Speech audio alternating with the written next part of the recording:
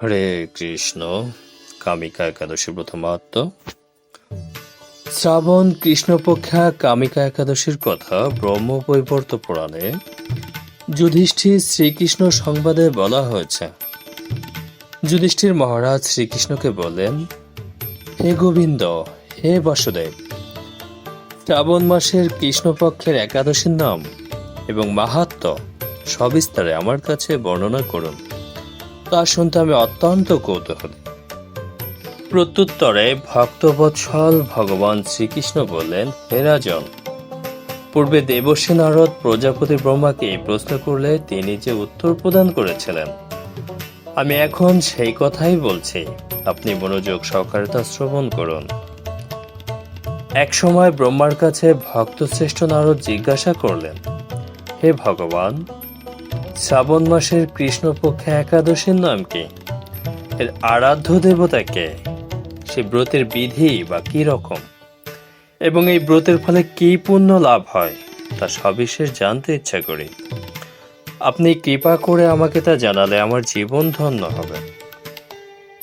শ্রী নারদের কথা শুনে ব্রহ্মা অত্যন্ত সন্তুষ্ট হলেন। তিনি বললেন, হে বৎস, জগৎজীবের মঙ্গলের জন্য আমি তোমার প্রশ্নে যথাযথ উত্তর দিচ্ছি, তুমি তা শ্রবণ করো। শ্রাবণ মাসের কৃষ্ণপক্ষে একাদশী কামিকা নামে জগতে প্রসিদ্ধ। এই একাদশীর মাহাত্ম্য শ্রবণে বাজপেয় যজ্ঞের ফল লাভ হয়।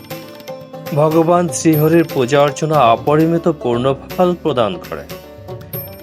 গঙ্গা, গোদাবরী, কাশী, নৈমিষারণ্য, পুষ্কর ইত্যাদি তীর্থ দর্শনের সমস্ত ফল একমাত্র কৃষ্ণ পূজার মাধ্যমে কোটি গুণ লাভ করা যায়। হরে কৃষ্ণ। সাগর ও অরণ্যযুক্ত পৃথিবী দানের ফল, দুগ্ধবতী গাভী দানের ফল অনায়াসে এই ব্রত পালনে লাভ হয়। যারা পাপপূর্ণ সাগরে নিমগ্ন, এই ব্রতই তাদের উদ্ধারের একমাত্র সহজ উপায়। এরকম পবিত্র পাপনাশক শ্রেষ্ঠ ব্রত আর জগতে নেই। শ্রীহরি স্বয়ং এই মাহাত্ম্য কীর্তন করেছেন। রাত্রি জাগরণ করে যারা এই ব্রত পালন করেন তারা কখনো দুঃখ দুর্দশাগ্রস্ত হন না। এই ব্রত পালনকারী কখনো নিম্নজনী প্রাপ্ত হন না। কেশবপ্রিয়া তুলসী পত্রে যিনি শ্রীহরির পূজা করেন, পদ্মপাতায় জলের মতো তিনি পাপে নির্লিপ্ত থাকেন। তুলসী পত্র দিয়ে বিষ্ণু পূজায় ভগবান যেমন সন্তুষ্ট হন, মণিমুক্তাদি মূল্যবান রত্ন মাধ্যম তেমন প্রীত হন না। যিনি কেশবকে তুলসী মঞ্জুরি দিয়ে পূজা করেন, তার জন্মার্জিত সমস্ত পাপক্ষয় হয়ে যায়। এই প্রসঙ্গে ব্রহ্মা বললেন, হে নারদ, যিনি তুলসীকে প্রত্যহ দর্শন করেন তার সকল পাপরাশি বিদূরিত হয়ে যায়। যিনি তাকে স্পর্শ করেন তার পাপ মলিন দেহ পবিত্র হয়। তাকে প্রণাম করলে সমস্ত রোগ দূর হয়। তাকে জল সিঞ্চন করলে যম তার কাছে আসতে ভয় পান। শ্রী হরিচরণে তুলসী অর্পিত হলে ভগবৎ ভক্তি লাভ হয়। তাই হে কৃষ্ণ ভক্তি প্রদায়নী, তোমায় প্রণাম করি। হরে কৃষ্ণ।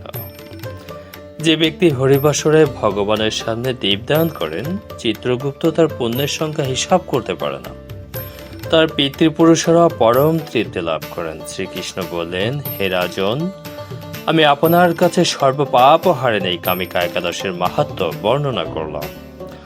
অতএব যিনি ব্রহ্মহত্যা, ভ্রূণহত্যা, পাপবিনাশিনী মহাপুণ্য ফলদায়ী ব্রত পালন করবেন ও এই মাহাত্ম্য শ্রদ্ধা সহকারে পাঠ অথবা শ্রবণ করবেন, তিনি সর্বপাপ থেকে মুক্ত হয়ে বিষ্ণু লোকে গমন করবেন। হরে কৃষ্ণ।